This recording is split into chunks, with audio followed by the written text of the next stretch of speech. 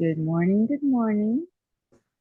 Welcome to day 1385 in our Wake Up Everybody virtual community. My name is Marilyn Douglas-Jones, and I'll be discussing with you today Abundance in the Village Revelation. How is everyone doing today? Welcome, welcome, welcome. Come on in. Again, my name is Marilyn Douglas-Jones, and our topic today is Abundance in the Village Revelation on this day 1385 of our Wake Up Everybody virtual community. Good morning, good morning.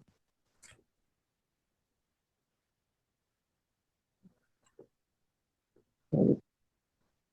Can everyone hear me? Yes. Okay.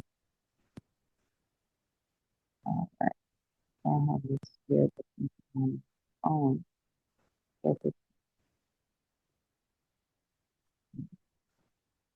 All right, as long as you can see me. Peace and blessing, Dr. Marilyn and Will Nation. Glad to be here this morning with everyone. Grand Rising, Sister Teresa. Hope you're doing well this morning. Yes, ma'am. Thank you so much. Okay. Trying to get rid of this. All right, come on in, everyone. Welcome, welcome. Adam. Peace, Professor Marilyn. How you doing this morning? Fine, thank you. How are you? Good. Grand Rising, my sister Empress. Grand Rising, Sister Rashida. Grand Rising, Brother Chris. Every day is a good day that we wake up with a whole family, especially with you, Professor Marilyn. Absolutely. Thank you so much. It's great to see you. Great to see you. Smiling face. Yeah, let's talk about growth and progression. That's right.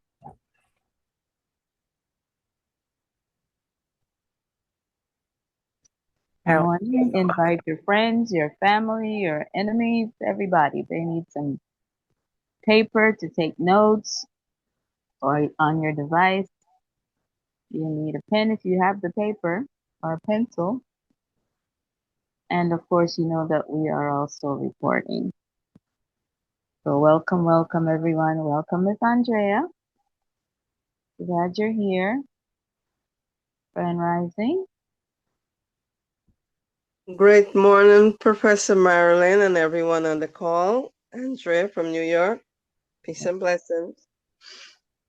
Hello, my beautiful sister Laura. Grand Rising. Blessings, blessings. Okay,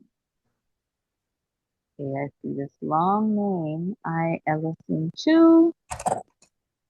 Our educator, I'm sure. Right? All right, here we go.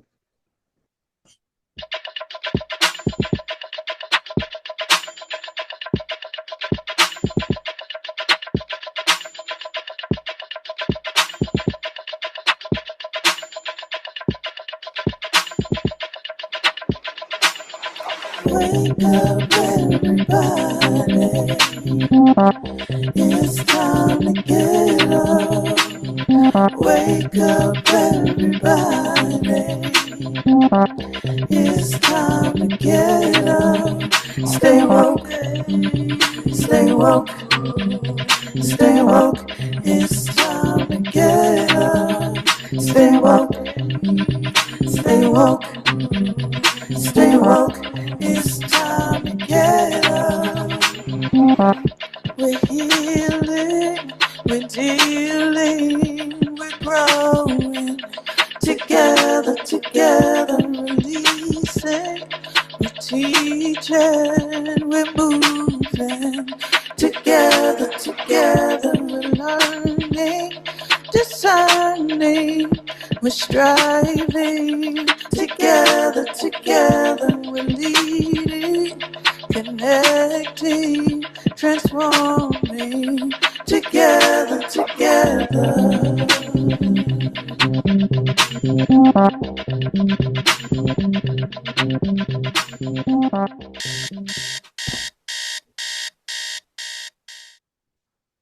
Alrighty, alrighty. Welcome, Ivory. Welcome, Bravo Najee. Welcome, Kay Sweetness. Grand Rising, Grand Rising. Today we're going to have another conversation in our series on abundance. I hope everyone can hear me clearly. Okay, and today our subtopic is revelation. So far we have gone from the evolution, the Genesis, to revelation. You may recognize these words. So at this point, we're tying it all together. And yes, we're talking about money, but we're beyond money to wealth and abundance, right? And so let's have these questions here. What makes poverty or abundance a spiritual issue, right? Abundance is beyond money and it includes natural resources, but it becomes a spiritual issue because it's beyond both of those things, beyond what we can see to how we feel about what we see. Poverty has become the most powerful weapon in generational warfare. What do you understand about the term generational warfare? Anybody want to think on that for 2 seconds? Have you heard that expression before?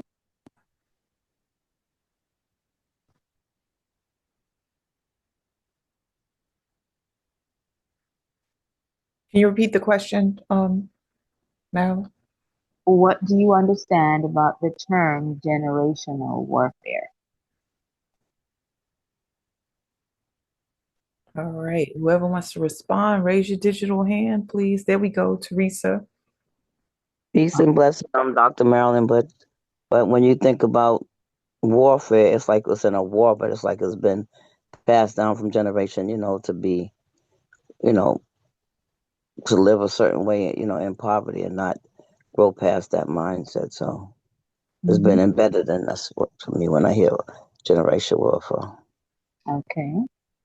Now, is it a family issue or a cultural issue? Who is imposing this from generation to generation? I'd say it's both family and patriotic system, both. And warfare, what are the usually two, right? Warring factors in warfare.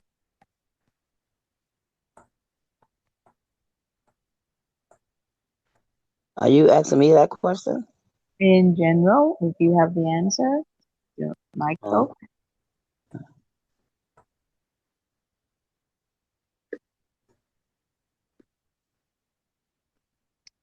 You have two enemies, right? Two opposing viewpoints, right?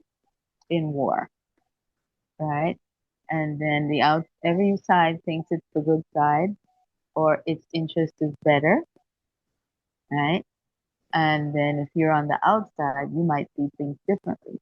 So we hear there are two sides to every story, but there are actually at least three, right? The person who can see things more objectively, which takes us to a level beyond the two warring factors, right? So poverty is not natural. Poverty is political. War is politics, right? Two opinions fighting each other. And so we are socialized as financial chickens, vultures, and eagles. And I'm not going to explain that until later when we come back to the slide. And Sankofa is about stewardship of our abundance. Go back and fetch what? Where's back? And what is it, right? All right. So if Sankofa means go back and fetch it, back is going to a place. Go means where, right? And then fetch it. What is it? It's our abundance. So that will become more clear as we go through this discussion, right? All right, next slide, please.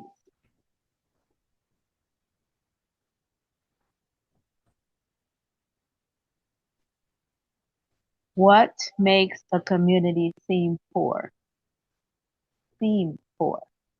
if we have this natural abundance, and I'm thinking before we built cities, or you may not be able to go that far back in a hurry, but before, if you drive to the suburbs, before the suburbs were there, we had forests, right? So what makes a community seem poor? It starts really with low wages or no wages, right? There's low economic growth. People are not investing. It's difficult to save with low wages. And so with this lack of personal development, because the levels of education and healthcare, access to recreational facilities, low levels of human capital, meaning we're not meeting our true value. And so with the low wages, we can't build the infrastructures that we need.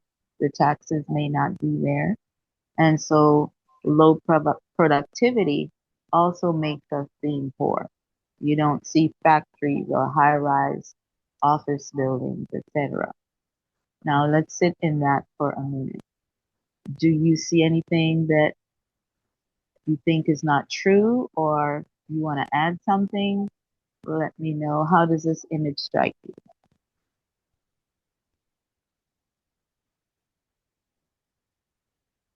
Yes, Zakia, I see your point, and we're going to definitely come back to it. So hold on. We have Any other ways we seem poor? we have a hand up. Baba J, go ahead. Good morning, family. Peace and blessings. Peace and blessings. I guess my question is, at what time period do these charts emanate from? Because if we look at Europe and their expansionism across the world, and certainly slavery, that's how they gain this thing called money, right? Wealth and control of the natural resources, and of course, exploiting the labor. So my question is this chart like from 1865? Is from 1900s? Because slavery was a generator for European wealth. And of course, that goes back a little ways. Well, this chart is really about today because it's low wages, right? If we go back to slavery, the only thing that would change is no wages. So it's still the same thing. You can't save because you're not getting any money to save, although we did it. We can't invest except mentally and emotionally into our children for as long as we can keep them, right? Of course, there was not low economic growth during slavery. There was high productivity during slavery. So slavery is an anomaly that just flips a lot of things, right? But today, where we have this consistent hierarchy of pay, we're talking low wages versus back day in slavery, no wages. So imagine with no wages, we still were the most productive, but it wasn't benefiting us, right? So what makes the community seem poor is lack of development and slow to no economic growth, right? And that affects our psyche, right? We don't see our own value because we can't manifest it in labor. Okay. Next slide, please. You have a hand up, and I wanted to share something about this, but I may be adding an element that doesn't belong in this particular flow chart. So, I'm sorry? Go ahead, let's try it. Okay. So when I think about growth and development, I think about narratives, and whoever's telling the story about the neighborhood or community can paint the picture of poverty and low output. You can have a lot of awesome things happening and resources flowing in different ways, but the story can be told in a way that because the word I'm looking at, seem poor.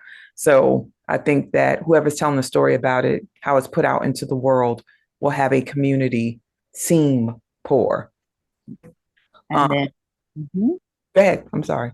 and then for it, the seeming is a biased perspective, right? Yes. Because what some people call poverty, some people see it as just the village being the village.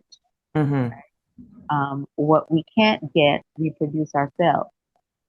All these inventions are to eliminate poverty and to restore abundance.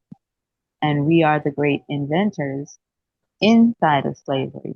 Within slavery, we soothed our convenience, right? It made wealth in terms of financial wealth for other people, but it first started with what makes life easier for us. Ashe. Thank you. All right. Chris has his hand up. You ready, Chris? Hey, Chris. Yes, I am. All right. Awesome. Grand Rising, everybody. Oh, let me see this. Blessing. Okay. So I wanted to say, well, thank you for the contribution. Baba J actually touched on something. My dad turned 79 in December this year. He's still here with us, and his retirement plan and his way of thinking financially, we go back and forth. I keep explaining to him it is not the same. I wanted to say that what strikes me the most about this picture is the part that says low productivity, low levels of human capital. I kind of blurred them together, and what I came up with was low levels of human activity. In order for things to function, we need a flow. We just opened a wellness center for holistic care in Harlem by We All Really Matter by Stephanie McGraw.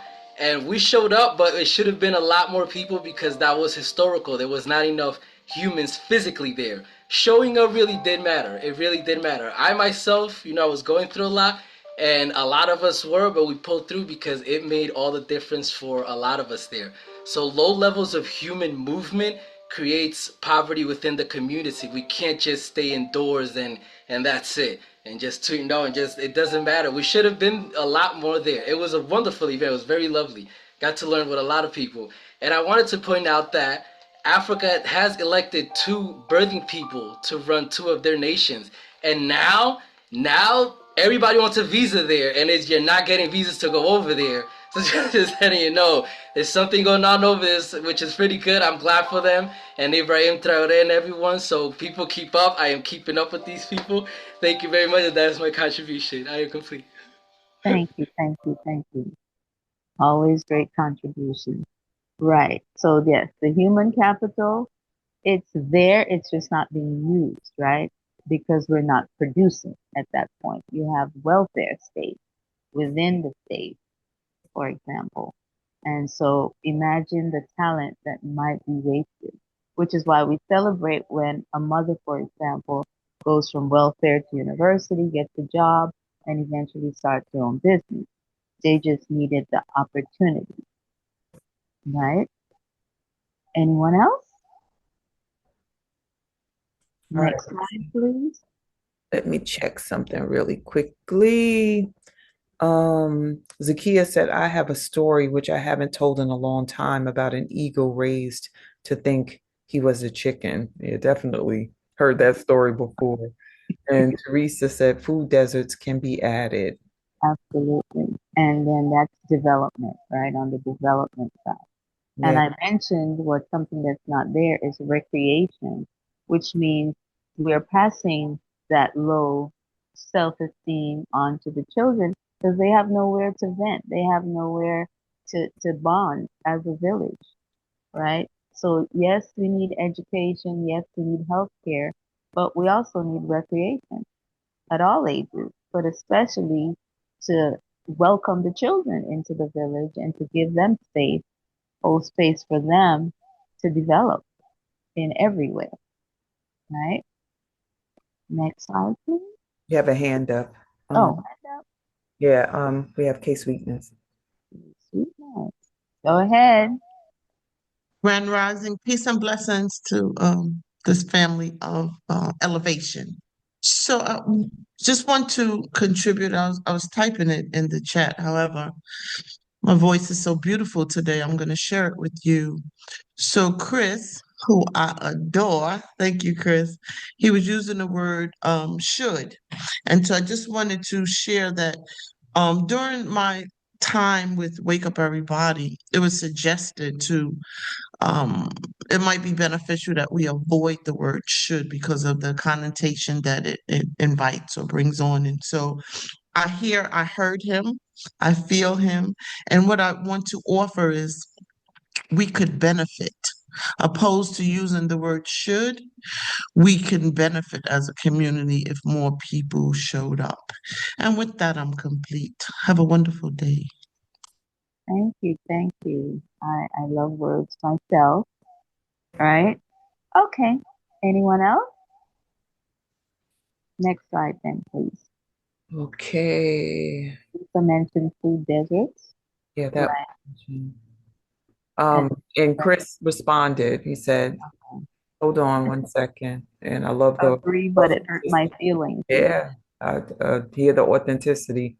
I can feel that way too sometimes, Chris, about what our communities do and don't do. So I feel you on that one. Um, mhm. So we moving to the next slide? Yes. Okay, awesome. Now we touched on this again. What is the impact of poverty? Poverty, we think of it as lack, a need that can be filled. That's how we would benefit from thinking about poverty. It's temporary for the individual, right? And it is a deficit in the community that can be eliminated. Thank you, Kate Sweetness. Okay. So the impact of poverty impacts our mind psychologically, right? Self-esteem when we compare what we don't have to what someone else has. It can affect our temperament. We get angry and frustrated, right? Because we want something, it's out there, we can see it, but we can't reach it. Okay. Our social skills at that point, that's where crime comes in, right? Or that's where bullying comes in. Or we aren't groomed to be peaceful, to be gentle. We don't have the luxury of being at peace when we're hungry or when we don't have the right supplies to school and we are judged even by the teacher, right? And so our family relationships, they say most divorces or breakups are around money and these other psychological stages of lack, right? And then a culture makes the best of what it has, but it's looked down for being a different culture in a negative way, right? There's not a lot of golf in the welfare community, right? And then golf is elevated as some gentleman's sport. Horseback riding, it used to be just hanging out in the countryside, but it then becomes equestrian. So the vocabulary changes and it becomes an Olympic sport that rules out a lot of us because we don't have access to horses and that kind of training, right? And so our mental wellness is impacted by all of this. And then we go into social wellness. It's hard to concentrate in school when you're hungry. Or how is your brain being impacted by malnourishment? You're eating, you might even have snacks and all these meals a day. But what are we ingesting to develop our brain in ways that we can excel, receive the information, process the information, and even be creative about the information in inventive ways, right? How how do we choose our friends? We're choosing our friends now for safety. We hear bullying is on the rise. We see the mass shootings in the schools. These are frustrated people, right? Not that we're dismissing the victim, but there is a reason that person is a victim of something else that then becomes hurt people hurting people. Right? And do we build a sense of community if we don't have public safety? Right? Do we trust the people around us if the TV says crime all the time and we see crime ourselves, right? And then how do we satisfy ourselves or soothe ourselves? We have drugs and alcohol. Somebody supplies that to us abundantly, right? We don't lack drugs and alcohol in our community, okay? And so that's where the warfare, when someone is giving you something that's not good for you, that's a war on you. And your choices may not be as clear. And so you accept what is given to you, thinking it's the best you can do, right? And so then we end up with genetic issues even. You know, we went through a phase of crack babies, for example. The trauma from way back, remember it's generational, right? The trauma of slavery becomes child abuse or becomes other domestic abuse, okay? And so that can affect us genetically, not because we had it from day one in the genesis of our lives, but it has come through us to impose issues, right? We are being managed. You hear the term social engineering and it sounds really good, but we've always had social engineering. It was just negative for some of us. And it's negative for the majority of us because it includes the way females are acculturated in society. So there's a biological impact from poverty. There's a physical impact, biological, right? First starts with psychological, and then of course how we interact in the community. Any feedback on this? Do you disagree or do you have something to add? Did you think of poverty that way? Alrighty. Anyone? Marilyn shared a lot. In the chat? No, the chat. There's exchange between K Sweetness and Chris, but not about this particular piece. But K Sweetness has her hand up, and Andrea, you unmuted. Was that to speak? Yes, ma'am. All right, we can hear from Um, you and then K Sweetness. okay. As Professor Marilyn was going through this particular slide, what comes up for me as a gardener, one of the things we're concentrating on this particular growing season is a lot of herbs. And where we're thinking is about healing our community collectively, starting with us who are members of the particular garden. And so when Professor Marilyn is mentioning about the social and the psychological, I was just thinking what those fresh herbs can really do to your body, the nutrition, the nourishment, the healing. And I'm just thinking that the garden would be a place where a lot of that can all start and grow from there. That's my contribution. Absolutely, because that's part of the natural abundance, and we were given natural abundance. So when you think of certain herbs, for example, it's also aromatherapy. We hear these big words and people make money off of them, but to smell mint or to smell thyme, right? Even an onion sometimes, you know, um, it's aromatherapy. And the chemicals, if you put those in the food, the chemicals from these herbs are meant to cleanse you or rejuvenate you or even to make you better looking, your skin, your hair, your nails. So it's very important that we have a garden and be deliberate about it so that it serves our entire holistic wellness, right? And of I'm course, glad yes, go ahead.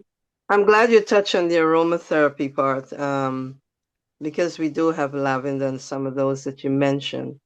But I was at a workshop on Sunday in the Bronx, one of the gardens over there, and I was introduced to papalo, Papalo, that herb. And the moment I tasted it, I was like, wow.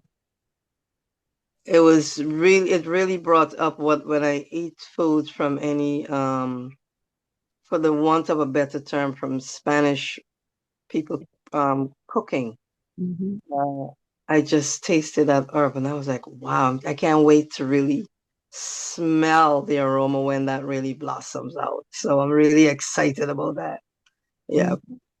That takes us into Sister Laura's territory where she tells us food is medicine, right? And medicine is food. Great. Sister Laura, did you want to say anything about that? Um, yes, good morning, Grand Rising, everyone. Thank you for Wait this one topic. second. But I think Kate Sweetness was Yes, I was going to share that we were just waiting. okay. Yeah, Okay. you can come Okay. back on after Laura. So, Kate, you ready? Mm-hmm. Yes, yes, that would have been a good flow. I'm cool. I'm easy. However, I just wanted to acknowledge that I'm impacted by the when I look at the words self-esteem, and I think about my mom and her education and how because I was exposed to different types of education is to me why I'm evolving. And then I think about my father and his father who were not so much hooked on phonics or education. However, they had different crafts. A welder, my grandfather was on the water welder. And so, to rise above these things that we're being exposed to as far as consciously or seeing consciously how and deliberately certain things are put in our way to hinder us. People of color hinder us from moving forward with vigor. So yeah, being feeling that I'm responsible in a way because of knowing that certain things were deliberately put in the paths of my ancestors. So now I'm here, not that they're all dismantled, however, I have a new level of knowing. And so with the self-esteem, so how am I going to extend uplifting to another if my esteem is low? So I was looking at that word with all that you had shared, with the crack babies and stuff. I definitely have direct information and have been exposed to that personally. So yeah, just feeling my feelings and then recognizing that I would love to go to the Woo Garden, wherever it is. If the Woo gets a garden, I would love to go. But then also watching and paying attention to what I eat is that being told that the weeds that we tend to even try to kill are things that are nourishing to us. So just being programmed to either destroy that which is good for us or stay away from that which is good for us, it's a lot. It's a lot to absorb. And then, like I said again, accountability is a word that is in my vocabulary. And collaboration, Shawnee, is my favorite word. So I'm glad we're collaborating this morning. And with that, I'm complete. Thank you.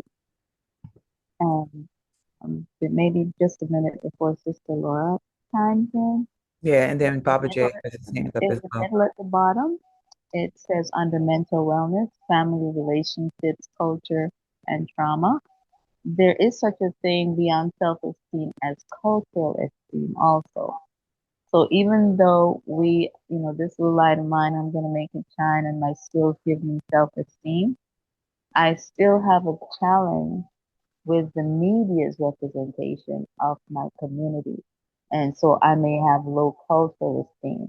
And when I watch the news or listen to the radio when I'm driving and somebody did something, a lot of people don't pray until then because they pray it's not a black person, right? They may never go to church.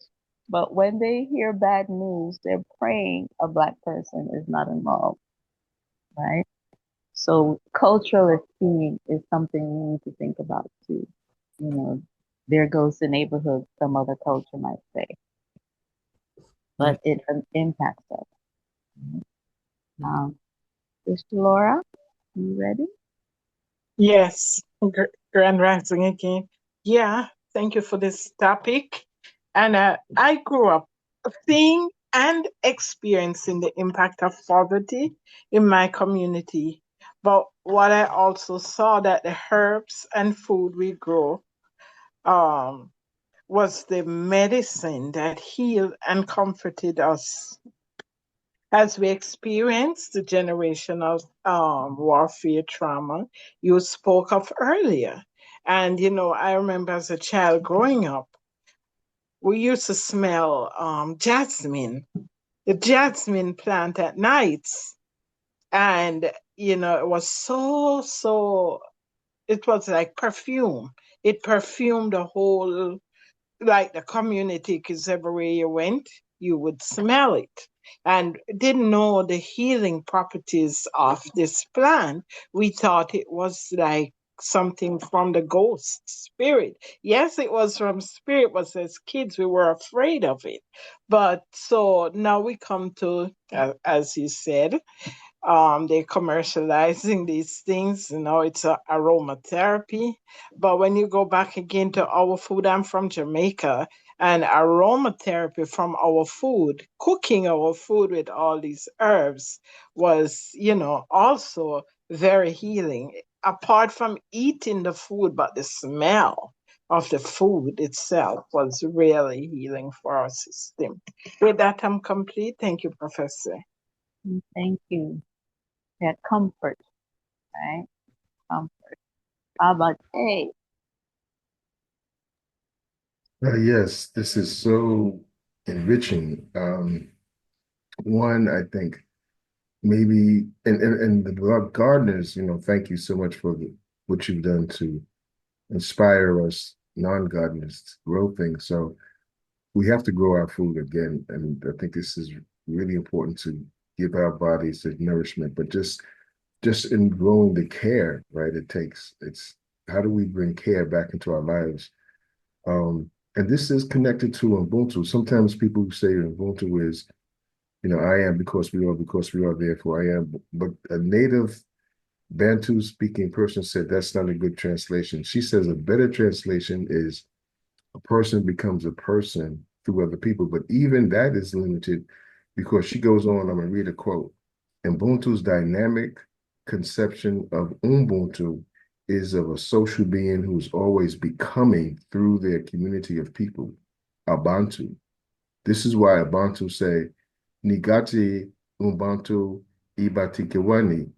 You, the second person plural, have made me a person among people. Ubuntu therefore holds that in constantly becoming a person among people, but I think it's a people who also are constantly becoming. So, this wellness that you center, right? It's this social wellness, this complete concept of wellness is part of what Ubuntu talks about, social ecology, right? The person connected to other people, connected to the community. And I think Ubuntu probably is our saving grace right now. I can see how it's connected to all the things that you've created here. But even when you talk about cultural esteem, I've never heard that before, but I think that's a key thing for us to become familiar with. Thank you so much. Thank you. Absolutely. That holistic aspect of wellness is very important. Anyone else before we hit the next slide? Okay. Next slide, please. Right. And Marilyn, if you My could. voice. Yes, ma'am. Thank you so much better. Felt it getting lower. Okay. So in our society where we saw the word human capital, capital can mean a lot of things, right? Um, Financial wellness is the focus in a capitalist society. Well, finance, is the focus in a capitalist society. But we must also see that as an opportunity side of wellness, right? How do we achieve growth if we're in a low income uh, neighborhood? How is it to save money, right? And so in our neighborhoods, people tend to have multiple jobs or some other side gig, right? Because we have to not only survive, we'd like to thrive. We are from a culture, an ancient culture of blame, right? And Ghana is an example, right? We hear people talk about Mansa Musa, but how does that impact us today? We want blame, right? That's natural minerals coming out of the earth, and we celebrate that with bling. You got your diamonds, you got your gold. We can't afford diamonds, so we have gold, we have rhinestone. You know, we make duplicates, right? Replicas. But financial wellness means that you must have growth, enough to save for the future, right? You must get promotion. You must be promotable. Okay, you should not be stuck in the same position. If your job isn't offering you that growth or the opportunity for mobility, then you still will need what it takes to keep up with inflation. Get another job in addition, but part time, or make the skills you have at work for you privately, consulting. You work for a plumbing company, you could be a plumber on the weekend yourself and make some extra money. So don't look at a second job as something that's going to wear you out if you're already good enough to be consulted in your skill. And if you need to make that money, make that money. The lottery's not going to help because you're spending money and you may not get that money back. I'm not saying don't play the lottery because you might hit the jackpot. But what do you do to make sure your bills are paid, your children are fed, you look nice, you smell nice, right? So growth is important in every aspect of life.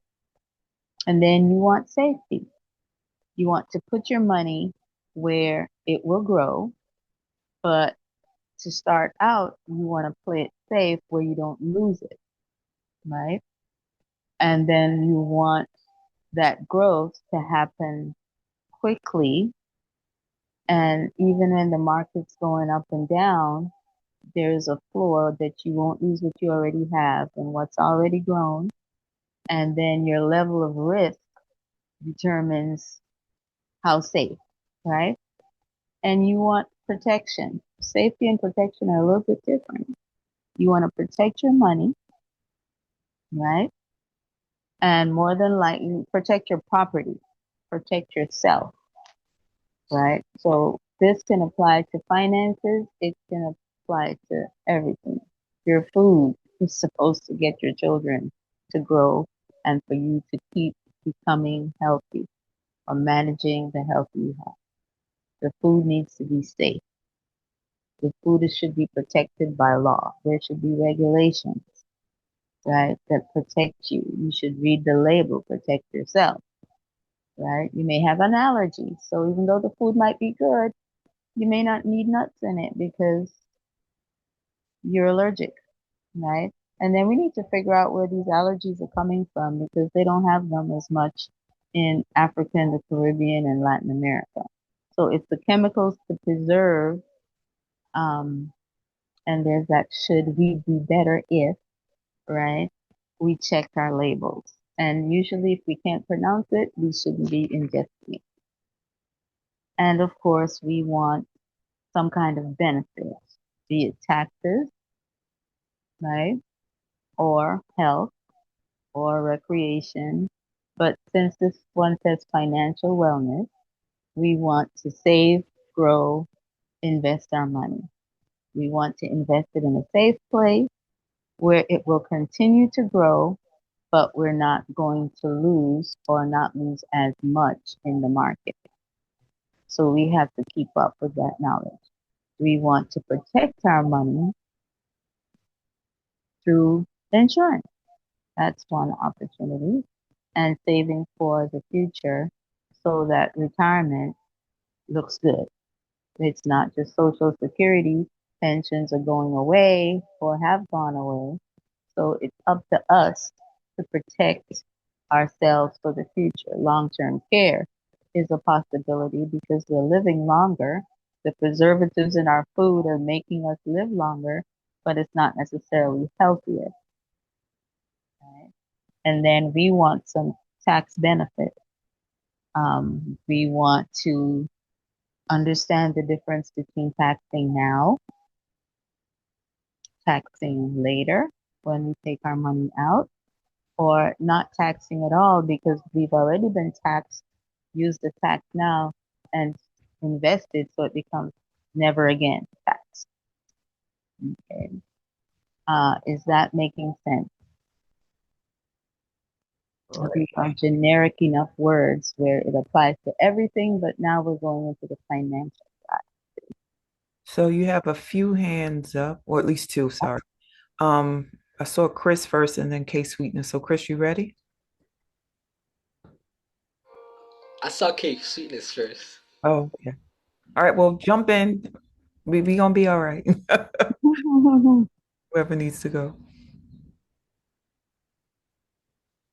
Okra people, move it. Okay. Okay, Exactly. I'll just say it then. Okay. Well, I wanted to talk about the hydrologic cycle, about people and the pesticides and the weeds and everything.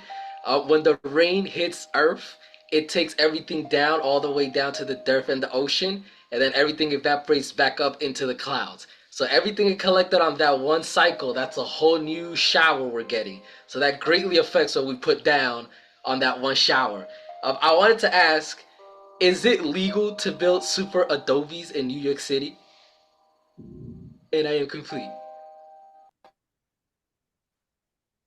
I don't know if there's a lawyer or realtor in the audience, but what I will say is in the cities, we're into multi-family spaces now and even multi-purpose spaces where you have the first floor is commercial or parking, second floor is commercial or parking, and then you may have residential spaces.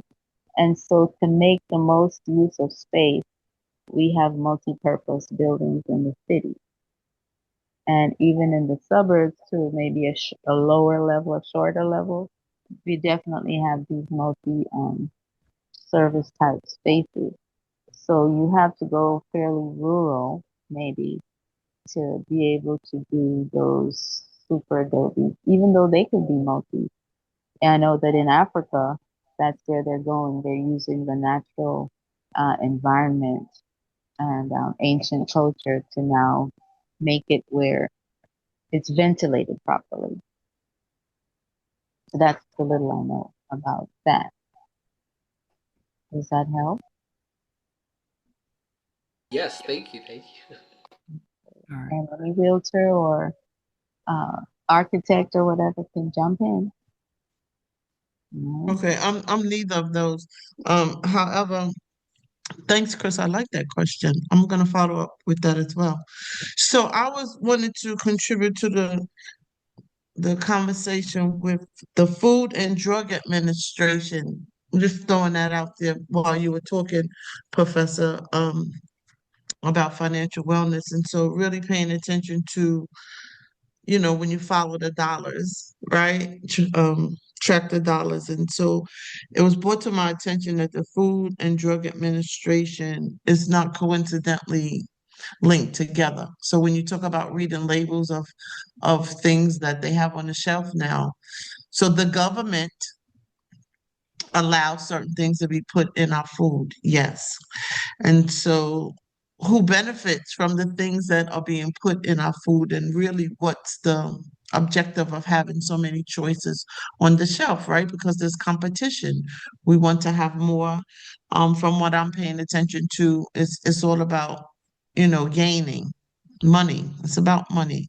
How much money can I make? Not so much is this safe for people to eat?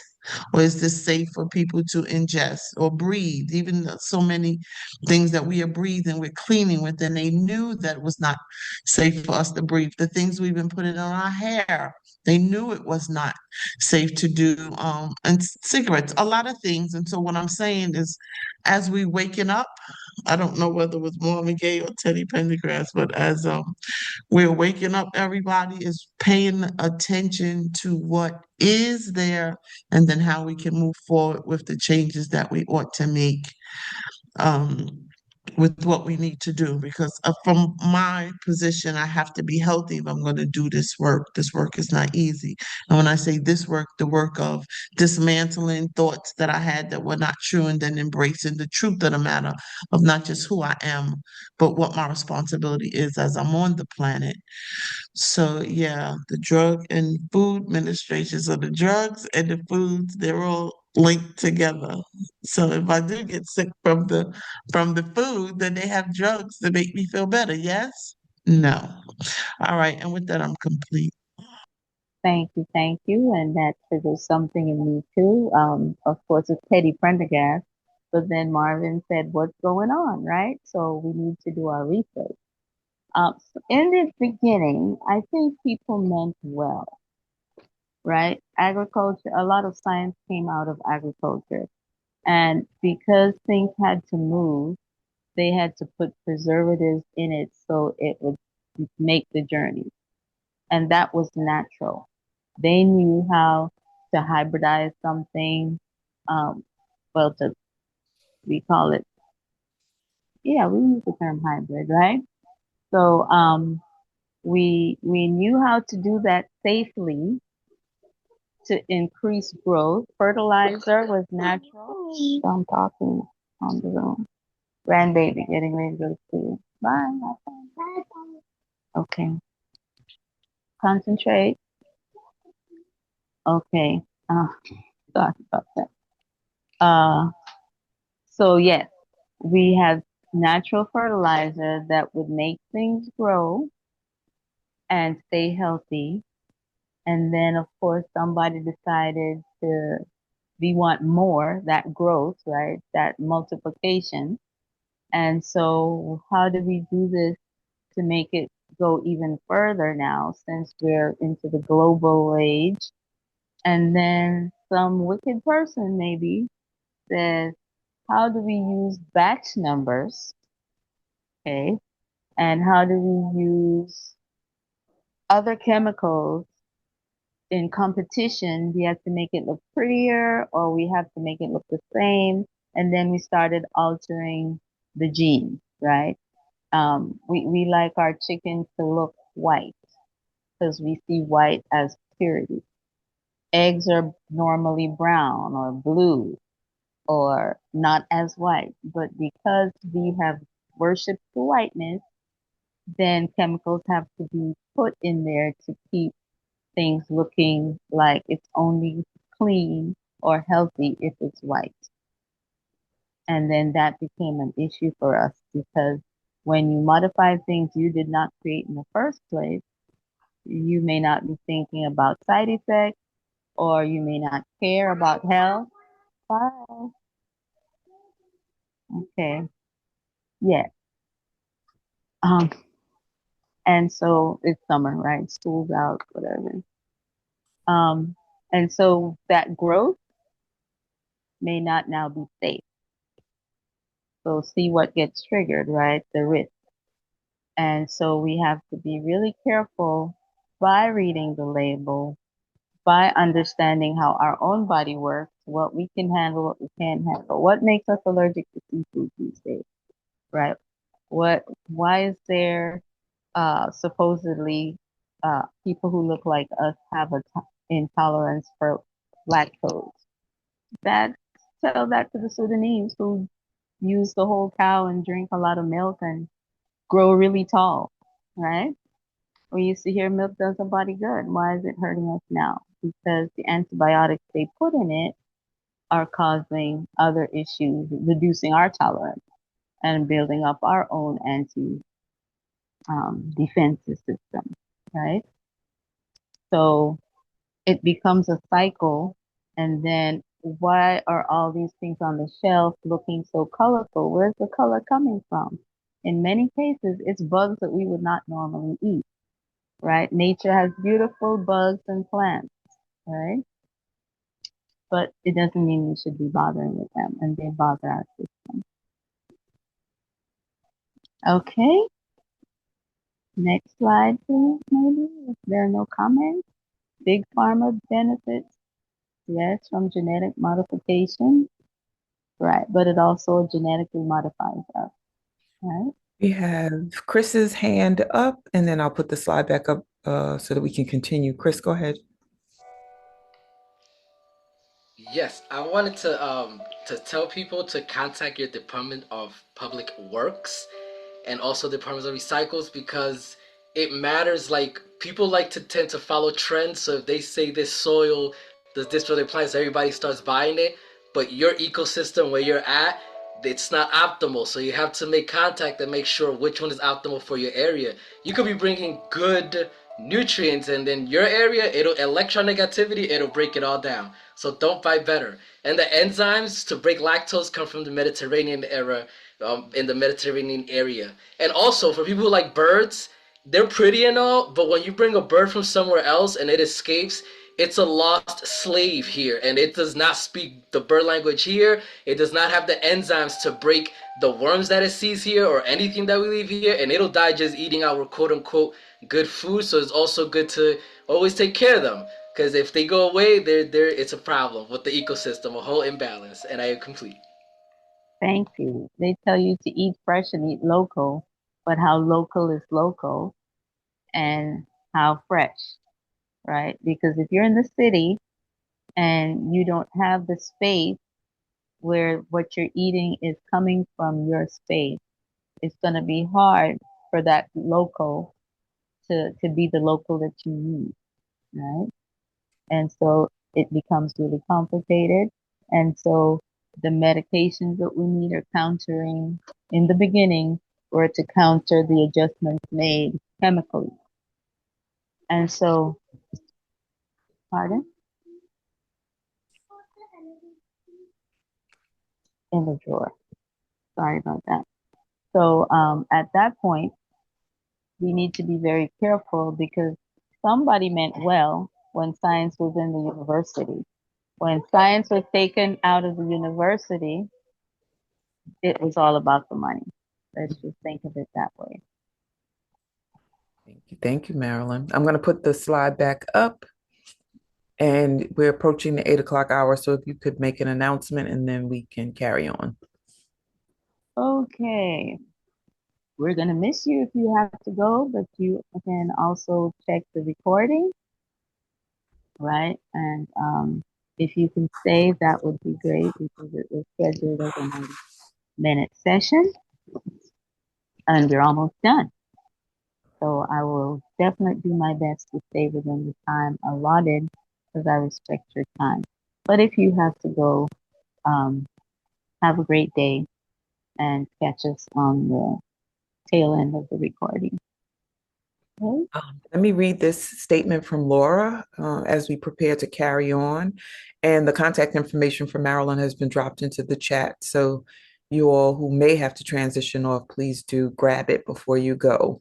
So Laura said, Big Pharma benefits from the generic modification of our food, healthcare products, and drugs. Absolutely. And some people that have gotten sick from, say, hair products, they are actually writing books and articles that we can see what's going on. And then if some of you, I don't know if you watch African movies or keep up with your favorite stars, but they're finding out that even the glue they use on the wigs are causing their hairlines to recede. And maybe some of the chemicals they use in their hair are causing cancer. And then, of course, a couple people, and when I say a couple, it's a lot, but in different places.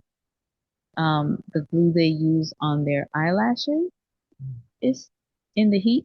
It's making them go blind because those things produce fumes. And so we have to be really careful.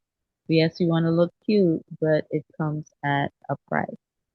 Okay, so it's not just food, it's our cosmetics, right? It's things that are meant to enhance us, but at the same time, it might be destroying us as well. So we have to be careful. Mm-mm-mm. All right. And so, what is the basic formula for building wealth? Well, you need money and you build it over time so it can grow. Savings for interest, for example, right? And you do the research and get a good rate of return on your money. But if you have too much credit, that percentage rate is always higher than your savings rate. When you're paying a loan, your card might be 12 to 40% sometimes based on what they call your credit rating. But when you're saving, it could be less than 1%. And you need some kind of expert to show you. I mean, you can read it, you might hear things on TikTok, but is it going to work for you with the amount of money you have? And so someone should be able to help you to get the highest interest possible on your hard-earned savings, right?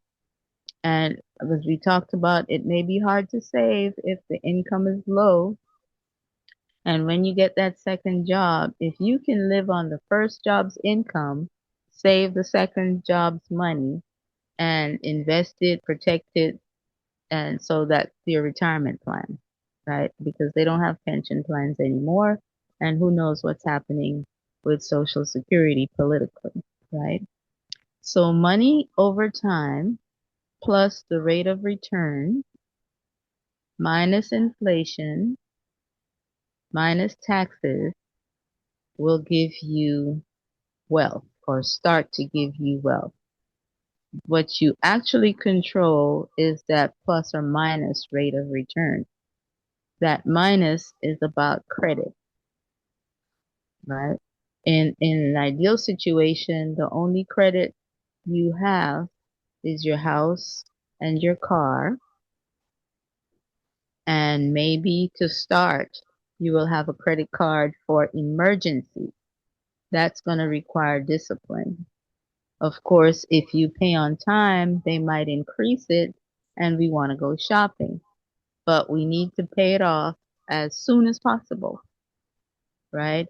Inflation, we can't necessarily control, at least not we, the people. But it's hard to keep up with inflation if you just have one job. And it's growing at a rate of 2.5 to 3%.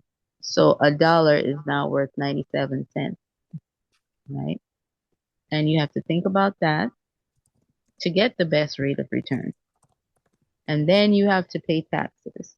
You're taxed anytime you open your wallet. You're taxed when you're shopping. You're taxed on your property. You're taxed on your income. And so you cannot avoid taxes, but there are ways to pay the taxes that you should pay as opposed to someone else's taxes. So when you put all that together, money over time plus or minus the rate of return, factoring in inflation, and minus those taxes, what you're left with should be wealth, right? Any questions about that? I don't see questions, but we'll see what unfolds. Let me read some of the comments. So Queen A said, yes, brung a turtle from Florida from my daughter to Cincinnati. I told her no a million times, and her brick brother and sis talked me into getting it. I told him that the turtle gonna die. It's too cold here. We brung it with us to Ohio. When it died, my daughter was mad until I reminded her of what I told her back in Florida about our weather. It lasted a few weeks. Poor little Tink Tink. Poetry. I love the story of it. K Sweetness said more than one source of income, not always two or three jobs, indeed, because you're gonna have the money and then have no quality of life or good health.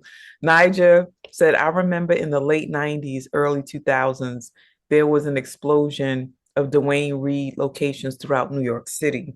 I remember thinking and saying to people, the plan is for everyone to be on medication. And here we are. Also, I remember learning about organs of the body when I was in school through college. I'm recently learning that skin is the body's absolutely. We were just talking about this yesterday. Skin is the body's largest organ. Skin was not covered or given much attention in my schooling. As I think about it, it makes so much sense that it's significant because of everything that is absorbed through the skin. Absolutely. It's your shield, right? For all the other organs, your blood vessels, etc. So we have to take care of that for the right food.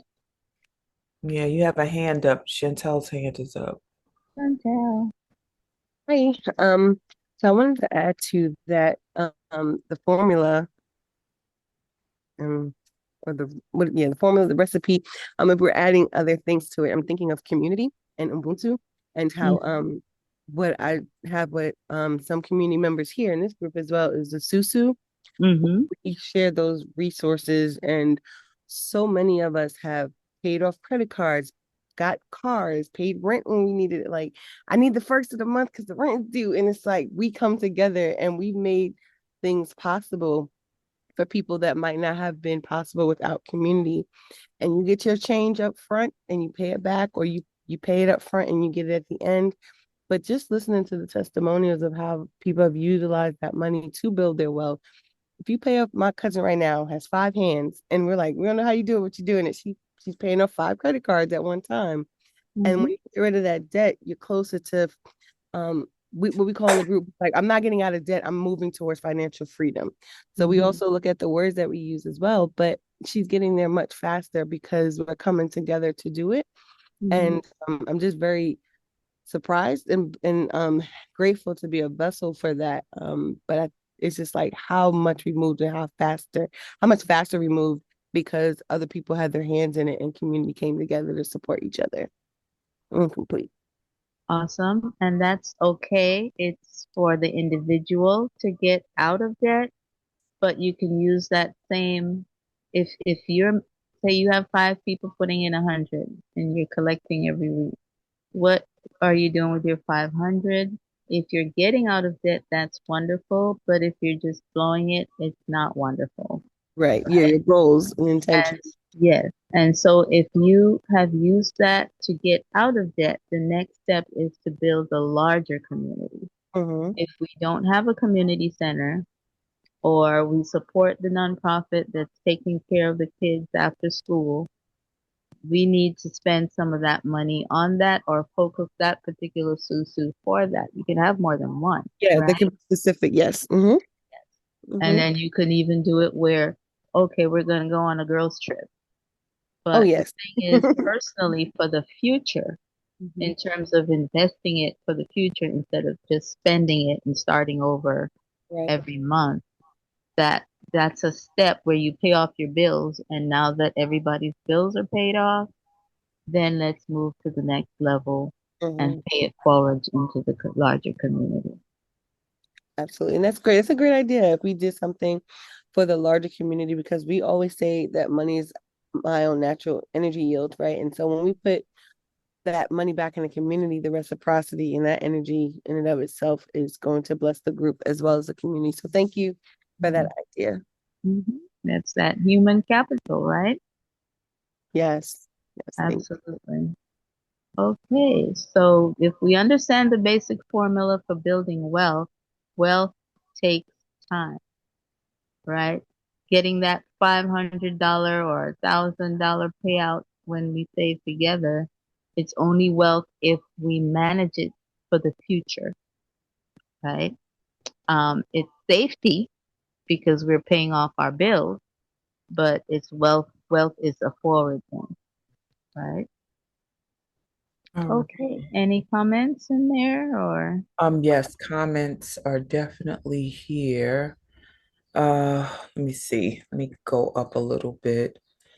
Queen A said, and this is moving as I try to speak to you because folks are talking and I love it. Queen A said, Yes, which is why I only wear my own natural skincare brand. Speaking about skin and the organ and just how to care for it.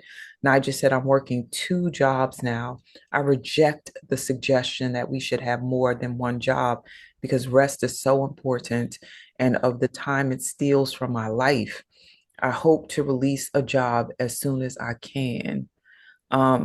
So stop hoping. What's the plan? Right. Declare it, even if you have to shift it. Because hope doesn't necessarily turn into action or activation. Um, Queen A, yes, I learned this the hard way, meaning about the jobs. They also love stay steady. You will find your peace in time. Your time will create uh, your time, create and enjoy your day, love. Queen A, I'm gonna fight you. You better put these grammatical pieces in here so I can read what you're saying. No, Um, I was seeing you reading it. I was gonna say I'm a corrector. No, I said, yes, I learned this the hard way. Also, love. I told her to stay steady. She will find her peace in her time that she create. So I all was saying your time that you create, enjoy your day, love. Basically letting her know that she got to create time. It don't come to us. We got to create it. Ashe, thank you. Yeah. And Chantel said passive income. What can you do? Um, Well, passive income begins with regular income before it becomes passive. So time is that piece that we're talking about, right? and let me see. Chrissy said we are the nonprofit working on multiple community centers for us by us. And there's a link that was shared by Chrissy. The goal is connected communities and centers, third spaces for us across the globe. Thank you, Chrissy, for sharing. Chris said a woo trip next year. And Chrissy said, you did amazing reading the Queen A message. I was impressed. Thank you, Chrissy. Speaking another language. I'm bilingual now. All right. Let's carry on. I thought I saw Chris's hand again, but I'm not sure. I think you put it down. Are you wanting to share or you good? Oh no, it was literally to ask about a woo trip next year for like a year from now, and we could all start. I mean, I'll definitely start putting aside for that. We could do a woo trip for us. The next Susu. Ooh. Save up for it. Mm-hmm. Yeah, I also want to remind the community, I think it came up last year. There was a talk of going to South Carolina. Um, Jason, can't remember his first, Chief Jason. Um, and then it kind of faded out, but Gina was working towards orchestrating the trip. I like the idea of not just traveling, but traveling to tap back into our historical pieces, which Marilyn, you help us do all the time, and Baba Jay and Catherine, they are folks in the space, Veronica, who are always going to talk about the Sankofa piece, like go back, look, review, reclaim, restore, all of that important knowledge for us to have. So I want to take a trip, have fun, but also learn something, do something, create something. So Marilyn, we good to go with this slide or are we staying here? We are good with this slide. All right, thank you. Here we go. And so we're into the how. We've seen the what. And so what is a strategy for achieving this financial wellness? We need to use those nonprofits to have financial literacy there in those centers, because the earlier you start, the more likely you will achieve the kind of wealth where you can have peace of mind on retirement, right? And so what we're looking at is called the X curve. And the one going down, you see the arrow on the right, that's your law of decreasing responsibility. When you're young and working and starting out, you're generally less secure because you have those credit cards, you have those student loans, you have a car note, you have rent or a mortgage, and you're also maybe starting a family, right? And so that's where the bulk of your responsibility is when you first start doing these things, right? You're usually younger, so you have the energy, It's just a matter of time management so that you take care of yourself and ultimately your family, be it your family forward as children or your family from the past as parents. Because right now, some of us are sandwiched between parents and children. Things happen, sometimes grandchildren. So that happens when you're younger, when you're taking care of yourself and your newies. And so as you get older and they go away to take care of their own families, that money should be now moving forward and being and accumulated, right? Um, so your responsibility is less as you get older. Now in the wealth part, again, you're releasing those bills, you're paying off your house, or you're getting a house. If you nowadays they don't want you to pay off your house, they just want you to buy another house that supposedly is smaller because you're an empty nester, um, or for whatever reason they're using to market it to you. People are buying houses in their 60s, right? And that's fine if you can afford it, really afford it. And so they're buying nice, comfortable houses, wider doors so the wheelchair can go through, bathtubs, turned showers. Um, that's fine. If you need it, that's great. But you're generally more secure as you get older, or you would do better to have paid your bills and built your credit and all of that in your youth so that you become more secure in your age and you can do the cruises and you can do the trips and you can go on food tours if you're a foodie. But you're also still taking care of your future, right? Because you can invest now. The money that you're saving from not having the college loan, not having to pay for the children, daycare, you can now invest it, right? Take a little more risk or still do it safely. So the X curve involves these two curves. They run in opposite directions, but they meet in the middle where you should be crossing to the next level, right? In the ideal world. So the later you start, the less time you'll have to be comfortable in the next phase of your life, but it's not too late. That's where that second job, if you like what you do, it won't feel that way because we waste time anyway, especially when we're young.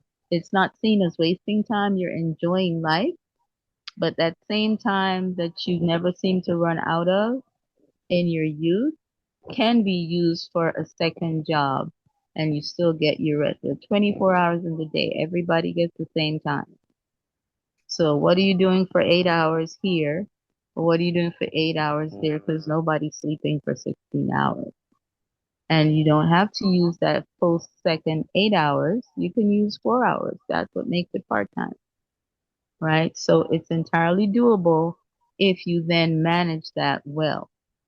If you can honestly live on your first salary, there's nothing wrong with getting a second part-time, whatever, sometime to save for the future, right? Accumulate more wealth.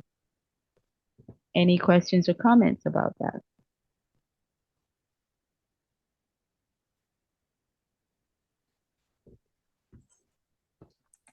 Let that sink in. Anything in the chat? No, there's nothing in the chat since earlier. No. So that's the part where we're actually putting things into action, right? We've learned what to do. Now this is how to do it. Okay. And so next slide, please. You have a hand. And mhm. yes. Yes, I was just trying to let it process a little bit. See where it says younger, taking care of your family up to law of building wealth? Mm-hmm. My grandfather from the silent generation, he bought a lot of sewing machines, and that's all he taught his daughters. They all bought houses and lands, and they're all, saying they all did the thing, the American dream, outside of the outside of America. So those kind of things, whatever you teach them now, will really become the thing of tomorrow somehow. It's not just all academics, and that's that resonates with me. I am complete. Awesome. And let me back up even to the wealth before that. If you don't want to do a second job, marry somebody who has a job, or live with your sister who has a job. And you can build wealth by sharing, working together, just like the Susu is in the house, right? And so you could have a bigger house and still pay what you're paying for your apartment if multiple people live in the house. And it teaches you some social skills to get along because you have a goal in mind, if you think about it that way. Somebody working in fast food, the culture tells you get out of the house at 18. But can you live in your own apartment comfortably without stressing about bills on fast food money? And so who's your best friend? Is your best friend in the same position? Maybe if you live together, get that 2-bedroom apartment, you can go to community college or go wherever you want to go to do more and do better, right? So if we look at the divorce rate being about money, then the marriage, maybe if we if we had a financial plan when we were doing premeditated marriage, then money wouldn't be a problem because that's a significant part of your family planning, right? And so it's transactional. Life is a transaction. All How right. do you feel about this slide? Hold on 1 second.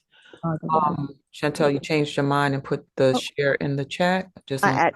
Yeah, well, I had two shares, and it was a video of a lady who was leaving the parking lot, and she had a Rolls Royce, and the guy said, "Wow, man, what do you do for a living?" She said, "My husband," and drove off. And so it just made me think about you saying marrying somebody who's rich. thank you. Good investment, yes. And I just started um requiring admin fees for the susu, which were love offerings. And not everybody was giving love offerings. And then now it's like a requirement that a certain amount of money is deducted every time I send you money for your hand.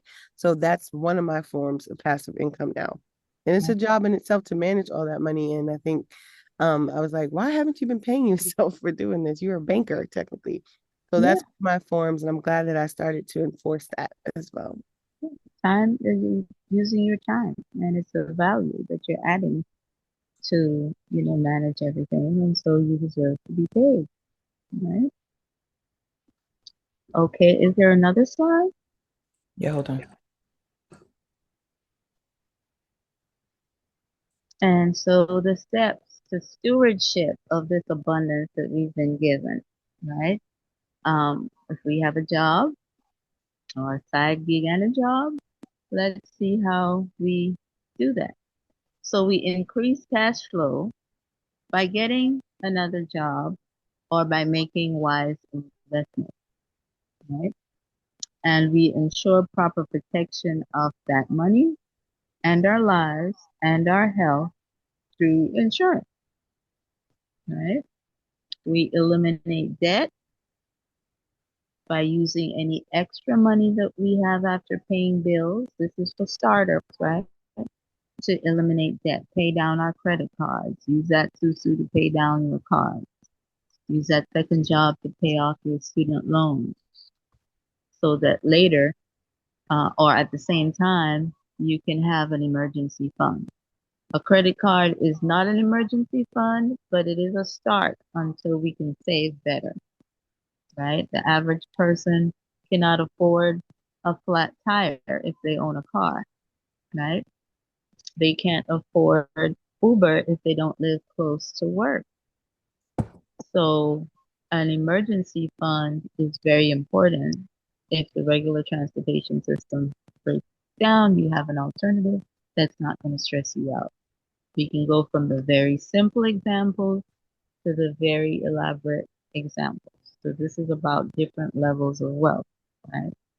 So once you've increased your cash flow, meaning you have extra money, you use it to make sure you have properly protected your life, your health, and that money. And you, of course, use it to eliminate debt and build an emergency fund. GoFundMe is not an emergency fund. Okay? It's just glorified begging sometimes. GoFundMe should be for startups, okay, for real charity. It's not to bury people. But thank goodness we have it because some people are not prepared. And the whole point is to be prepared long ahead of any contingency. And then investment, a lot of people are investing before they do the other things, but this is actually the way you move to wealth. Okay. You are increasing the wealth curve. You're getting to the tip of the wealth curve. And a lot of people are investing in, say, crypto or whatever. And that's fine if you're getting the return, but are you paying your rent or are you using your rent money to gamble on crypto? Right. And so people will tell you their stories when they have a lot of money, and other people, they don't tell you when they've lost money. So it might be a little different from playing the lotto, but is it? Right. And so it's not that you should not do it, but what's the better plan to achieving the wealth we deserve and the comfort, at least, the peace of mind that it takes to live well now and retire well later. Right? So based on your level of your risk tolerance, investments are good for everybody. There are some safe ones and there's some risky ones. Right? And those are the things we talk about in the 6 workshops that I plug you into. I'm not the one teaching all those workshops, but I am the one that would assess where you need to start to meet an immediate need. And then we go from there to learn about doing all of this in general so that you're familiar with the concepts. And just because someone uses a lot of insider terms and just dazzles you with their brilliance, it doesn't mean you should invest your time or your money in doing things. So when you know how money works for yourself, you can make it work for others and the community. Mhm. Yeah. So, yes. I want you to finish your sentence. Yeah. All right. So I'm going in another direction. I know it's 8:27. Maybe this is the session that I need to do, or maybe we can partner on this. I want to offer a different way of thinking about some of this, because stewardship is I think of stewardship on a metaphysical level. And when I think of these steps or these layers, I think about the in between. When people talk about brick, they often talk about mortar. And so when I think of the Wake Up Everybody virtual community, I think of stewardship and wealth building in a different way.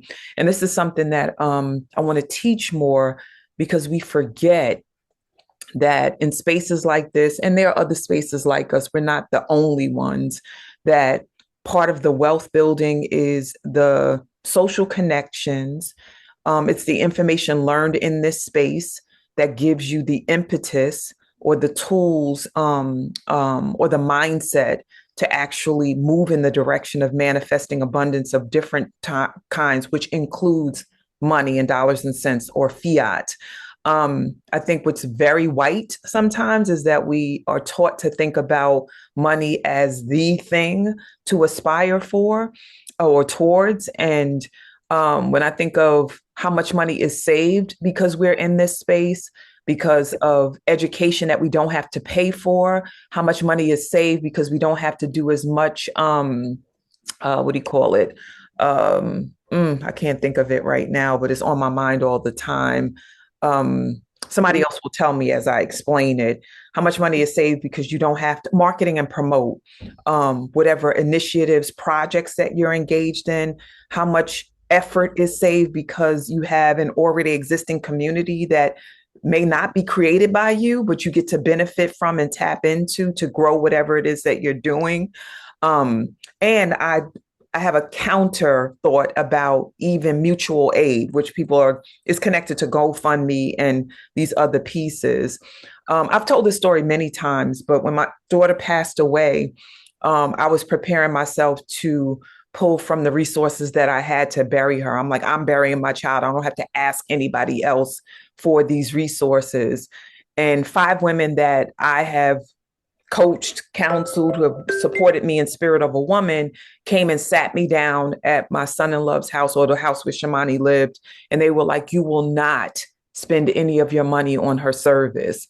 So not every effort to raise money towards somebody who's transitioned is about begging. Sometimes it's about the fact that we should embrace that this person was part of a larger community and network, and therefore the community is accountable and responsible for saying goodbye. And part of saying goodbye is to give. And people do that all the time. They give cards with money in it. They send money and stuff like that. It's not necessarily through GoFundMe, but people give during services and stuff like that. It's a normal thing for Black and brown communities to do. Bringing food is a form of generous giving. So I just want to offer up that we decolonize what stewardship means, that we start to think more broadly about how we generate wealth and how it's not in a vacuum, that is often connected to community. And I know if we told the stories and even measured, which is not my favorite thing to do in this space, there are so many manifestations of wealth in this space, including money, that we don't talk about and we don't honor.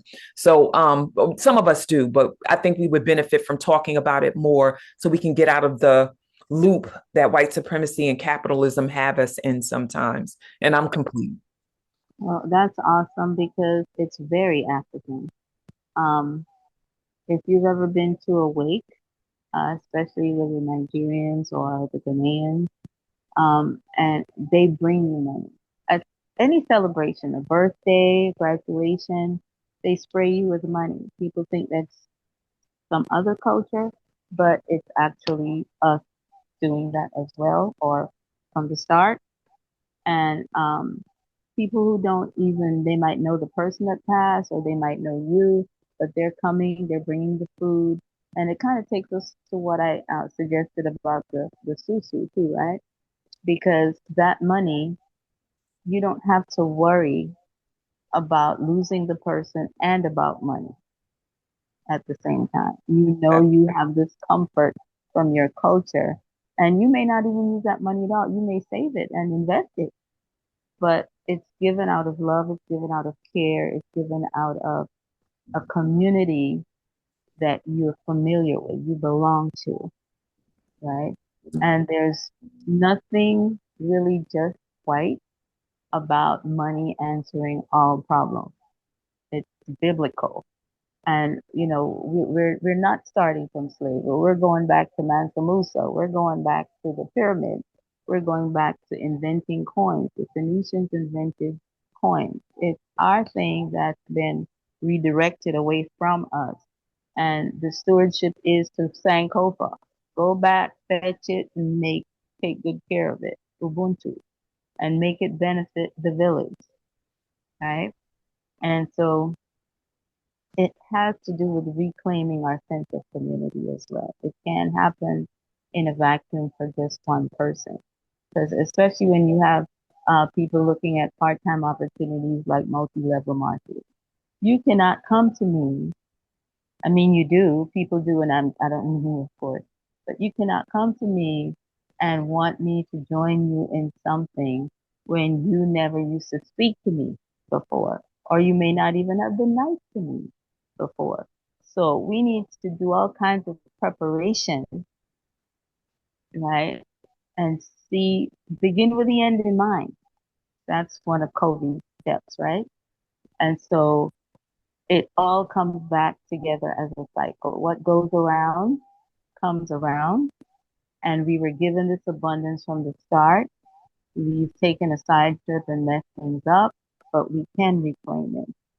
And if we are in the village and operate in the village, we will have that sense of belonging and mutual care, and go beyond mutual care to development of the community in ways that others, including our governments, may not do, but we need them done. So the GoFundMe for the recreation center, the GoFundMe for a swimming pool, the GoFundMe to repair grandma's house, all those things are very important. But the thing is not to just keep putting things off and expecting others to take care of a basic need. You had the basic need, and I'm coming back to an example. You could have buried your child yourself. But because you are part of a community that cares for you and you have cared for them, then they showered you with affection and care and fun. And it's the same for Woo. If you like Woo, you should be making a donation or a regular commitment. And especially the people who are facilitators, they're getting more and should give more. And this is just me making my pledge to Woo at this point. Because I have an audience now that I did not have before. And if I were to get an audience like this, I would have to do a lot of traveling, which I still do, but that's to make the money. This I'm sharing because I care, right? And I have made offers and people have reached out for those offers. One or two have benefited, people have just not bothered, but the offer stands at all times. Right? So when we understand that poverty is not normal, it is political. Violence, poverty, and discrimination are political, right? And so we have ways where we've always been able to get around those things. And this wealth building, this stewardship of your body, stewardship of your environment, stewardship of your money can translate into paying it forward since you know how to teach someone else. Okay, so each one teach many. We're not into the teach one anymore. The population is large, things need to be done, time is urgent. If not now, it's never. Right? And so I think that was the last slide, was it? And maybe go back to number 4, if that's the last one.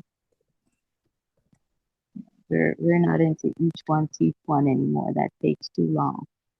And you have a family, you can't just teach one, right? So, okay, is this the last slide? You sound tired. Well, no, I'd like to get back to that number 4, I think it was, that had all the questions, because it kind of wraps it up. I thought about go back to the slide number 1. The one we moved around, yeah. Yeah, hold on one second.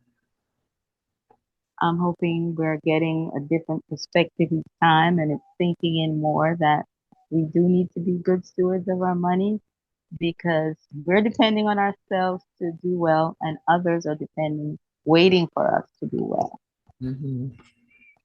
Chris has his hand up. Go ahead, Chris. I'm putting the slide up too. Mm-hmm. Yes, that's it. Hey, Chris. Hello. Yes, it's just the last thing I wanted to say because I also think of it like Shani said in a metaphysical way. It definitely is. I feel like I've gotten stewardship because Teresa the other day was talking about something about there was angels back here and the light and everything. And I got to thinking and I realized my paper's back here. And the people that are on that paper, I also have a second copy. You know, some of them are no longer here. They're spirits. You know, they're definitely angels around me. And when I have this, I feel like I have stewardship of birthing people. That's why I'm building a birthing center and a super Adobe. And how Shani was saying, thank you for the contribution because she touched on a point. These things do not happen for us. It's almost rare. That was huge. I do apologize if I hurt any feelings, especially to my birthing people. It's just that these are so rare to have that it's just, you know, the impact. It doesn't come every day. So to me, I was just in disbelief for a while. But I definitely do feel like the poverty definitely starts with us. We have to start moving. We have to start making, you know what I'm saying? Everything is understandable, but I did question myself and I told myself, can I justify not being there? And once I realized that, I know I'm going through stuff, but I couldn't justify not being there. I went there. But everything else is understandable. It's just that we have to, you know, understand that, like Shani said, this does not happen every day. And that is huge for birthing people, especially. This is huge for when we build our birthing center, which Bruce McIntyre III is running for political office, and he's the only male in the maternal care field running for birthing people. And we are trying to get this together. So, it's only because of that. But thank you, everyone, for listening to me and for your words and everything. I definitely love this session. And we got to do this food trip.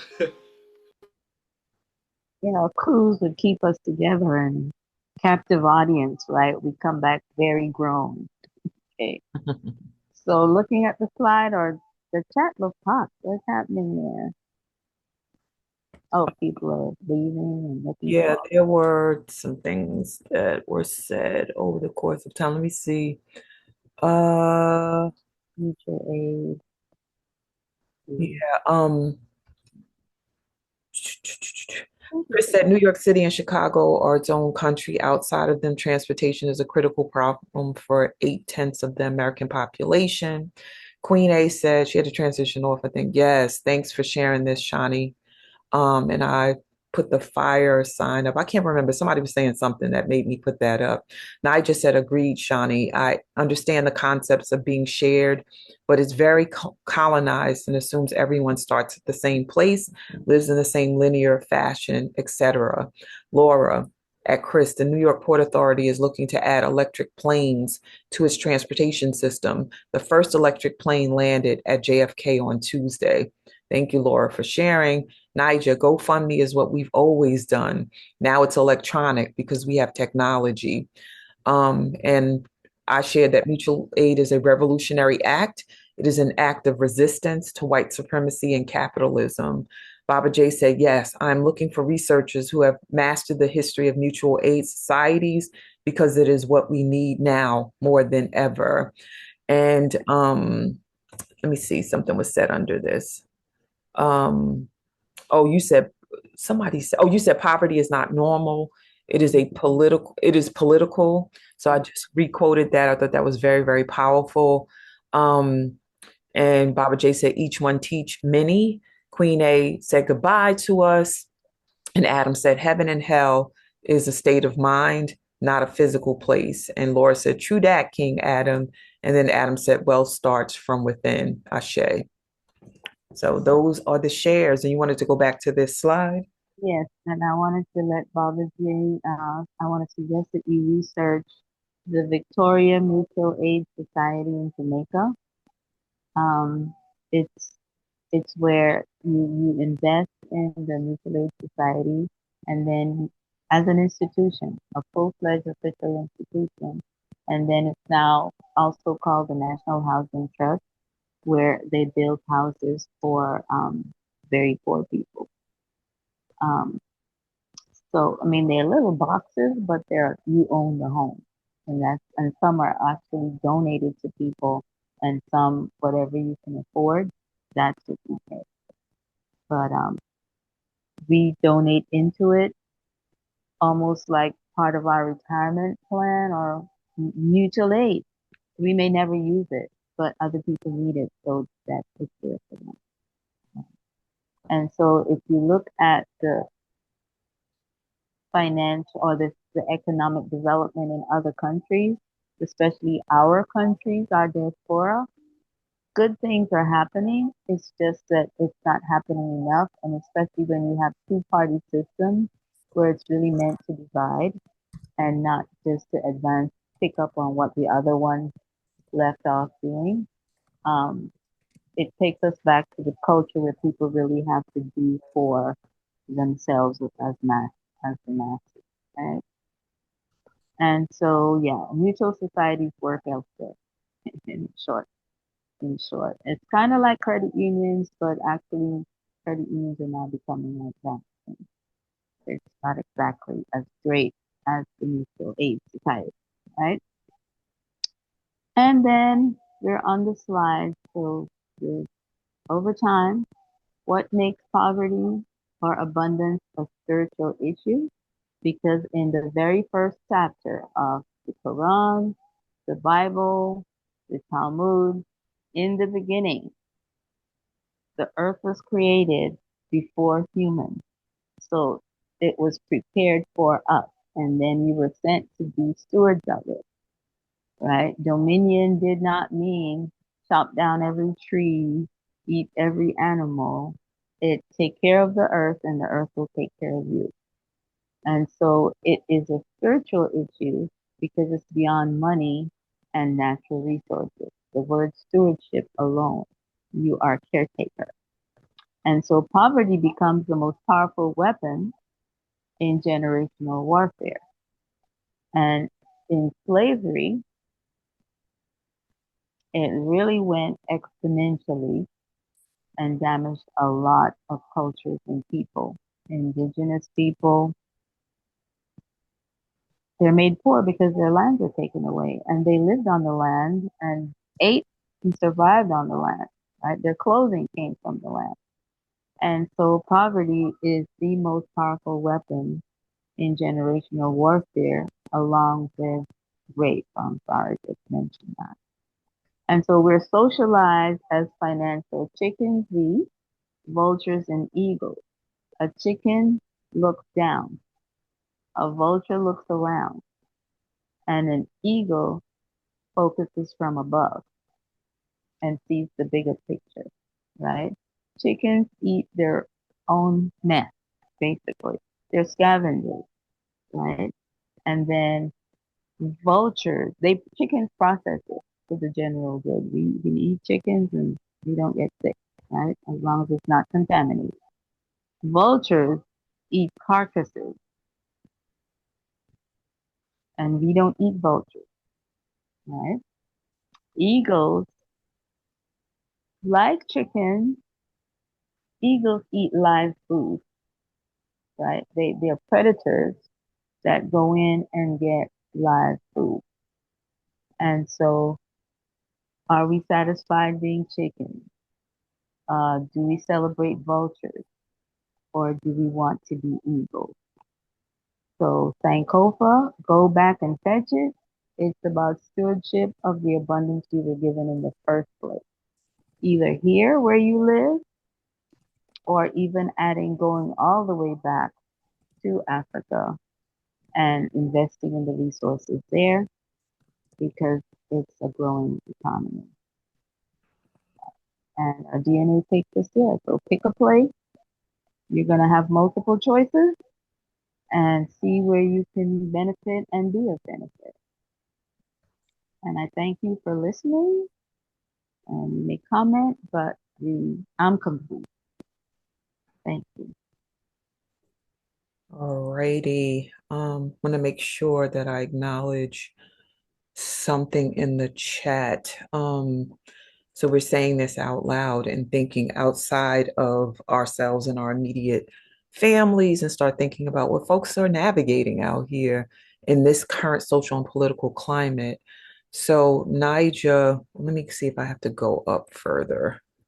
Sharing fun.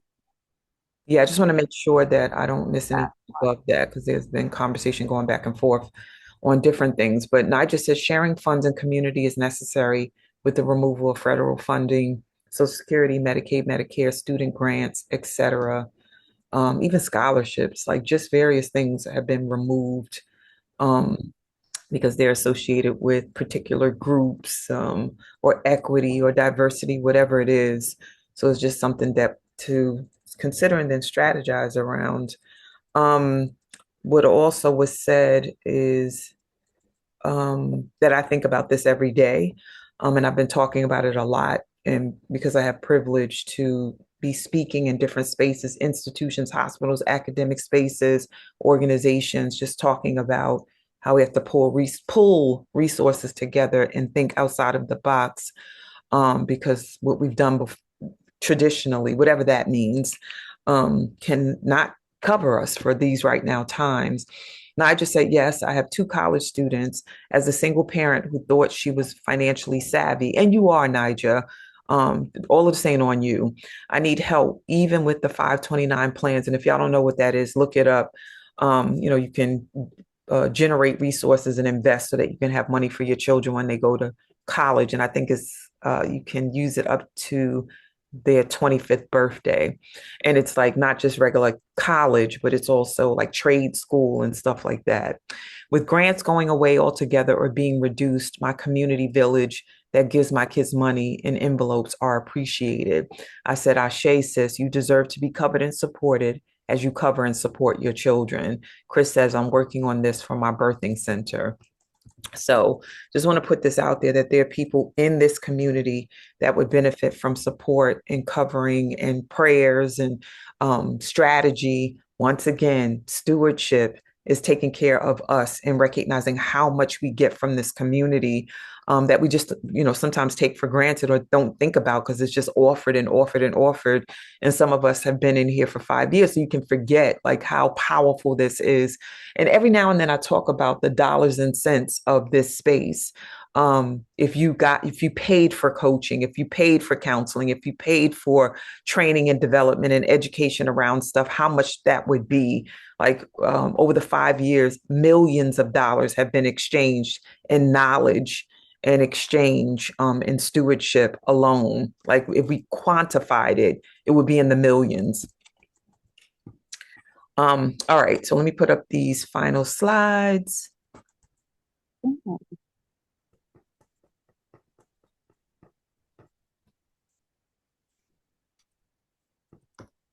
Maybe soon I'll talk about individual solutions in general.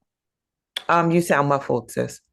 I said maybe one time if we do something together or just me next, I can talk about individual solutions in general because 529 just came up. So Yeah. All righty.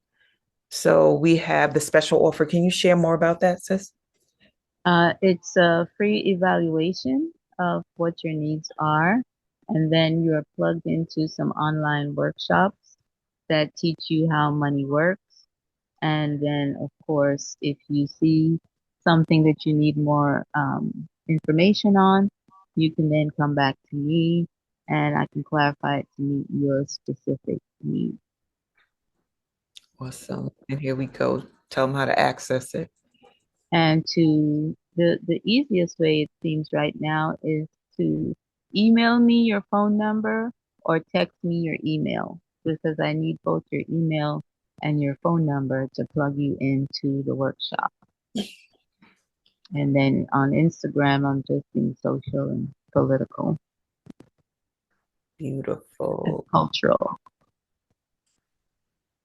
All right. We've been talking about stewardship and giving, and I heard you, Marilyn, when you were talking about your pledge, your commitment. Thank you for sharing that. E.R. Robin says sometimes we teach what we need to learn, right? So just giving, pouring into the Wake Up Everybody virtual community as it pours into you. And there's nothing to feel bad about. Some people have it, some people don't. But I'm talking to the folks that just don't even consider it for whatever reason. And I know that part of the breakdown that has us seem like we're poor is the lack of trust we have for one another. We don't trust one another. So even giving in certain spaces, it's like, I don't know what they're going to do with this money. Like what, just the background conversation, or I don't have enough, like that mindset, even when we have full pockets and we're making ways to spend and generate for other things. So this is just stuff to consider. And these are the conversations we need to have. They're revolutionary and they're necessary because if you're paying attention to what's going on around us, then you know that we need to be ready and operating from a space of revolutionary action and mindset. So love offerings and donations is the invitation to give in this space through Zelle, QuickPay, soulleadershipdevelopment@gmail.com, and then Cash App, $ Spirit of a Woman. The code for today's session is #1385MDJ for this session. This is a reminder that we gave as a result of the experience of being with Marilyn and what she has shared. Chantel, I see your hand. Is this on purpose? Yes.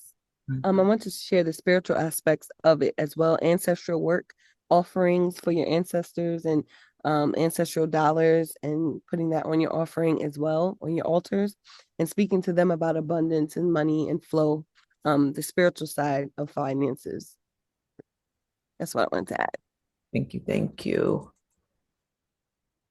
And you can give in a way that is set up just like you would give in for other things. Like some of us have subscriptions. We've put that in place and we never look at it again. I know I've had this too, where I'm paying for something month after month and just not even using it or thinking about it. But this is a space that we utilize consistently that gives back to us. So there's plenty of reciprocity. So you can set something up with intention to give. And Chantel, you can put in the chat if there's a way. I know there's a way, sorry.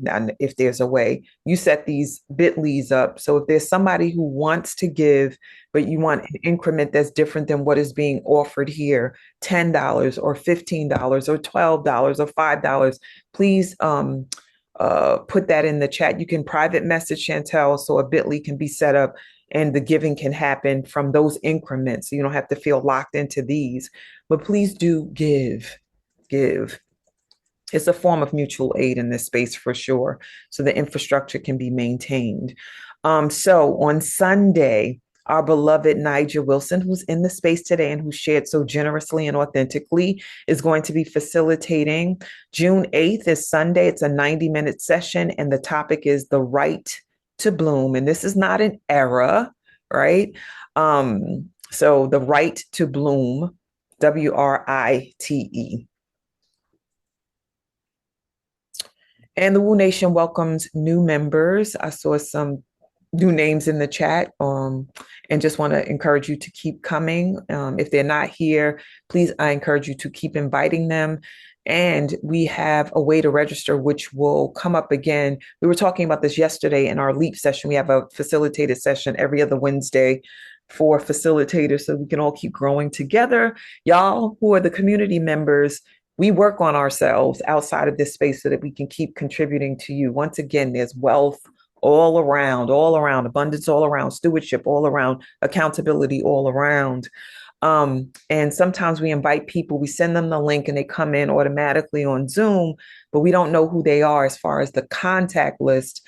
So we encourage them, please, to register or send the registration link to them so that we can capture who they are and stay in touch beyond the session, because we are here to learn, elevate, and ascend as a community.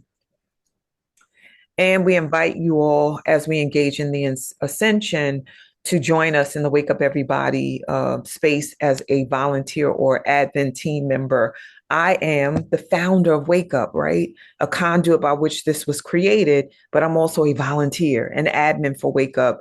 Never want to get to a space where I don't serve in this capacity, meaning giving. I'll sweep the floors, I'll make copies. The type of leadership that I embody is the spirit of giving and humility, not from a lowly space, but from a space of, I want to be contribution and be part of all of the threads in the tapestry for this journey. So we invite folks to join us in this space to serve and volunteer. It has financial value. There's abundance inside of that. Like if we quantified it, but the biggest qualifier and quantifier is serving, and so that growth and development can be had by all. So put your talents, abilities to good use. Click on the link to complete the volunteer interest form. You can email us also at info.wakeupseries@gmail.com. So that we can talk to you about volunteering, because we need folks for onboarding, for slides, for social media. We need folks in the morning, like what I'm doing and what Chantel is doing, so that we can make sure that the facilitators are partnered with and you are covered as community members, so you can receive this information that will transform your life.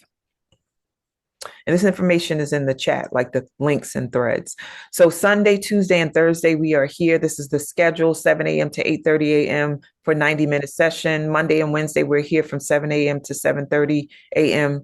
Bottom line, 7 a.m. Eastern Standard Time is when we're here 5 days a week, Sunday through Thursday. And we encourage you, if you'd like to be reminded, you can schedule this for yourself and save it for yourself. Come in to Wake Up in the morning, but you can also be a recipient of an automated text through the number 74121 at the bottom of this slide. It's a number. It's not 7 digits, it's five, but it does the job. Just text that number and put in Woo Nation with all caps, and then you send it, and then you'll be added to the automated system. And if you want to stop it, just type stop to the same number on that same thread, and it'll stop temporarily or permanently. It's just that simple. I want to thank you for being here. Stay in touch. This has been a robust conversation. So much has been learned and shared in this space, and we want to keep growing. Use the links that are being dropped in the chat to register. That link I spoke about earlier, rather than send somebody the Zoom link with the number and they just come on in and we don't know who they are, to follow up with them, use the bit.ly/wake up movement link, so that they can register and they can be part of our list of contacts, so that we can reach out to them, send the e-blast, be in communication, all that good stuff. And then Facebook, follow us there, use the link, private and public. We have 2 pages for Facebook, Instagram at Wake Up Everybody Virtual, YouTube, which we're populating more and more each day, the old recordings as well as the new. You can follow us there or subscribe and then watch old recordings so you can get the information. And the email, once again, is info.wakeupseries@gmail.com. And I am complete. I want to acknowledge folks for staying on. We've had 19 and holding for a minute. Thank y'all for that, for your presence and listening to all announcements. So we want to honor, because this is what we do in this space, for more reciprocity and giving in a different way, is the love shower. Using your voice to acknowledge and thank the facilitator, calling them by name, acknowledging what they've provided. So unmute yourselves and let's give a love shower to beloved Marilyn. Thank you, beloved. Thank you. Thank you. Looking forward to Thank the you next so much. installment. The sister, you bring so much wisdom and so much love. I think you like our grandmother of our community. And listen, we can't live without the grandmothers. Grandmothers bring the spirit, they bring the love. Thank you so much, Marilyn, Dr.